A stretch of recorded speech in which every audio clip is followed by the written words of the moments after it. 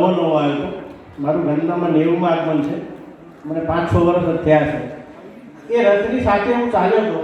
કચ્છ કડવા પાટીદાર સમાજની ઉદાહરણ હતું. એ વખતે મનોમન મને એમ થયું હતું કે કદાચ આવો બીજો ચાન્સ મને મારા જીવનમાં મળશે કે નહીં. અને તમે મારી આસ્થા જુઓ, મારા જીવનકાળની અંદર જ આ બીજો ચાન્સ મળ્યો છે અને એમાં ક્યાંય કચાશ નહીં રહે એની હું ગેરંટી આપું. આપણો સમાજ આટલો બધો વૈભવી છે, આટલો બધો છે. છેલ્લા 3 થી 4 દાયકામાં માતાજીએ આપણને અઢળક આપ્યું છે અને અઢળક મળ્યું છે ને એટલે ક્યાંક ને ક્યાંક એને આપણી એને કદર નથી. આપણે કદર નથી કરતા. જૂના સમયમાં 5-5, 6-6 ભાઈઓ હતા. એક આપણી ઘરે ખેતી કરતો અને 4ને શહેરમાં મોકલતો. તમે જાઓ, તૈયાર થાઓ, તમારા આવનારા ભવિષ્ય માટે એ જરૂરી છે. આટલી પુણે ધરાવતો આ સમાજ આજે કયા પંથે ચાલી રહ્યો છે એ મને સમજ નથી પડતી. આપણે અંતર્મુખી થઈ ગયા છીએ. હું અને મારું, સર્વેની તો વાત જ નથી. હું અને મારું. હું નહીં જાઉં તો શું થશે, હું નહીં કરું તો શું થશે. તમે આવું વિચારશો તો કોણ કરશે? સમાજની અંદર પાટીદાર બિઝનેસ સેટઅપ લઈ લો, સમસ્ત પાટીદાર સમાજ લઈ લો, ગોરધન બાપા લો, કેટલા લોકો, આ ખાલી ગાંધીધામની વાત નથી, આખા વિશ્વની અંદર પાટીદાર સમાજની માટે કામ કરનારી સંસ્થાઓ હશે. ક્યાંક વિવાદો હશે, ક્યાંક અપવાદો હશે, ક્યાંક રિસામણા હશે, પણ એ પાટીદારના ઉત્થાન માટે કાર્ય કરી છે. બધાની ભાવના એક છે. સરદાર પટેલ ધામ હોય કે વિશ્વમ્ય ફાઉન્ડેશન હોય કે આપણી ઊંઝા સંસ્થા હોય કે વાંઢે હોય, બધાનો ઉદ્દેશ એક જ છે કે પાટીદારનું ભલું કેમ થાય. હવે વલોણામાં માખણ વલોવાતું હોય, એમાંથી કાઢવું અને ખાવું એ આપણી જવાબદારી છે.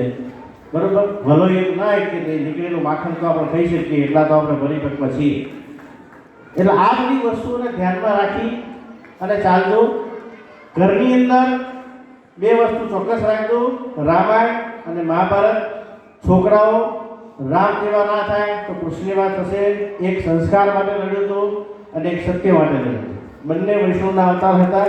એટલે બંને માણસોને આ છોકરાઓને આ લેસન આપજો, આ માહિતી આપજો.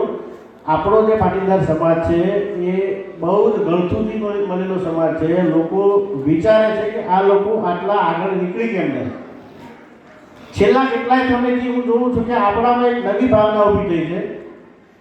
પેલો જાય છે પાડો, એ આગળના વર્ગમાં, પણ શેના માટે એને ધક્કો મારો. નાના સમાજ જુઓ તમે, એ એકબીજાને ધક્કો મારી ના કરી દે જ્યારે આપણે પાડવાની વસ્તુ છે. આ ભાવનામાંથી બહાર નીકળી અને સમાજનું કલ્યાણ કેમ થાય. જો આપણે સમય નથી આપી શકતા કઈ વાંધો નહીં, પણ જે કરે છે, જે સમય આપે છે, એને સપોર્ટ આપવો જોઈએ, જેથી કરીને સમાજનું ઉત્થાન થાય. કોઈના ઘરે કોઈ ભૂખ્યું સુવાનું નથી. જે મારું લઈને ફરે છે એ કાલે હોન્ડા લાવશે, હોન્ડાવાળા મર્સિડીઝ લાવશે. બધા જ કમાય છે, બધા જ ખાવાના છે, પણ સમાજનું કોણ? એ સમાજની જ્યારે ભાવના આવતી હોય અને સમાજ માટે જ્યારે લોકો બહાર નીકળતા હોય તો એ માણસોના સાથે ખભો મિલાવી અને જો કામ કરીએ તો આવનારી પેઢીમાં જે આપણી ગત પેઢીએ આપણને આ સ્ત્રીનું જે મોકલ્યા છે શહેરમાં. પહેલાના વાણિયા, મને યાદ છે મારા દાદા કહેતા કે વાણિયા શીખવાડતા 4 તારીખ 15 પટેલ રૂપિયો છૂટનો એટલે લાવ 16. 4 તારીખ 15 ને રૂપિયો છૂટનો લાવ 16. જ્યાં 4 તારીખ એ પાટણ બજારમાં આજે હું થાકી ટોકી કહું તમને, એક પણ વાણિયાનું બોર્ડ બતાવો. જો હશે વાણિયો તો પાટીદાર ભેગો હશે. એ સમાજ, એ સંસ્કૃતિ આપણને વારસાઓ મળી હોય અને એની આપણે જતન કરીને આગળ સારું ભવિષ્ય આપવાનું હોય એ જવાબદારી છે. એ ચાલુ પડશે.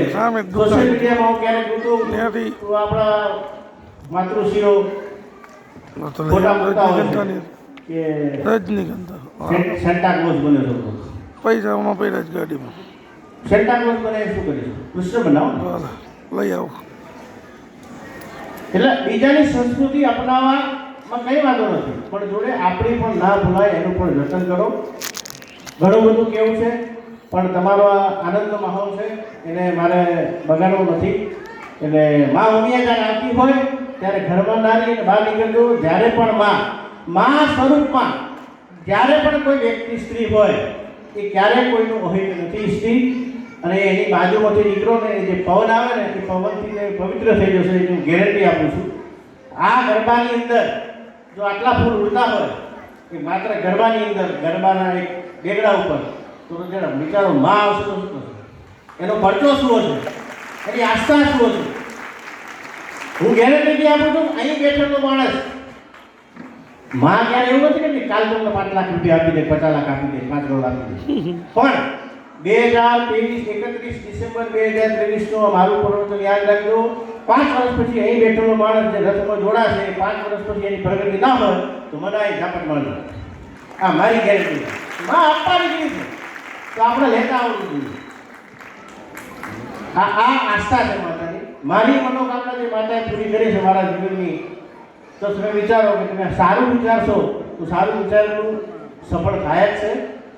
એટલે ક્યાંય પણ ચિંતા રાખ્યા વગર એક દિવસ નોકરી હોય તો રજા લેજો, ધંધો હોય તો બંધ રાખજો. બીજા સમાજો એમના ધર્મના ફંક્શનોમાં જડબે સલાહ બંધ રાખે છે. તમારે ત્યાં નોકરી કરતા હોય તો તમને કહેવાય નથી આવતા રજા રાખી લે. એ ભાવના કેળવજો અને બધા જોડાજો. હું કહેતો આવ્યો છું, હજુ કહું છું કે સમાજ માટે જ હું જીવું છું. મને કુદરત એટલું આપી દીધું છે, મને પૈસા ભેગા કરવાની કોઈ આશા નથી. સમાજ માટે જ કામ કરવું છે. તો સમાજ મને સપોર્ટ કરશે તો ચોક્કસ સમાજનું કામ થાય એવા કાર્યો કરીશ. અને એવું યાદ રાખીશ કે ના, જેમ ગોરધન બાપા તમારા સમાજના પાયાના પથ્થર ગણાય છે અને ભામાશા ગણાય છે, એમ હું એવી રીતે જીવવા માંગુ છું કે એક મુકેશ પટેલ હતો એ સમાજ માટે કામ કરતા કરતા મરી ગયો. અસ્તુ.